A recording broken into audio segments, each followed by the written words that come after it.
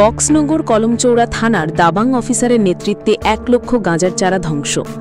নেশাবিরোধী অভিযানে বড় ধরনের সাফল্য অর্জন করেছে কলমচৌড়া থানা।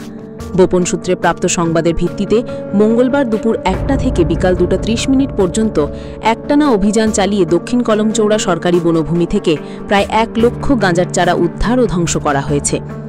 অভিযানে নেতৃত্ব দেন কলমচৌড়া থানার সাহসী ওসি নাড়ু গোপাল দেব, যিনি এলাকাবাসীর কাছে দাবাং অফিসার নামে পরিচিত। তার সঙ্গে ছিলেন ইন্সপেক্টর অরূপ দেব বর্মা সহ পুলিশ ও টিএসএফ বাহিনী। অভিযানে অংশগ্রহণকারী সদস্যরা জানিয়েছেন, দীর্ঘদিন ধরে এই বনাঞ্চলে অবৈধ গাঁজা চাষ করা হচ্ছিল। গোপন অনুসন্ধান ও পর্যবেক্ষণের মাধ্যমে পুরো নার্সারির অবস্থান শনাক্ত করার পর হঠাৎ করেই অভিযানের সিদ্ধান্ত নেওয়া হয়। পুলিশ সূত্রে জানা গেছে, অভিযানের সময় চাষিরা ঘটনাস্থলে উপস্থিত ছিলেন না, তবে চাষির সঙ্গে জড়িতদের চিহ্নিত করার জন্য তদন্ত চলছে। অভিযানের সময় ধ্বংস করা গাঁজার চারা যদি বাজারে পৌঁছাত, তাহলে এর বাজার মূল্য দাঁড়াত কয়েক কোটি টাকা।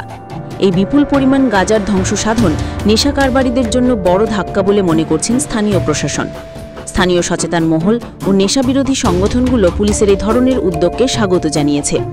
তারা মনে করেন, এ ধরনের ধারাবাহিক অভিযান চলতে থাকলে কলমচৌড়া ও আশেপাশের এলাকায় মাদক চক্রের দৌরাত্ম্য উল্লেখযোগ্যভাবে কমে আসবে। ডিডি রিপোর্ট, প্রতিবাদ নিউজ।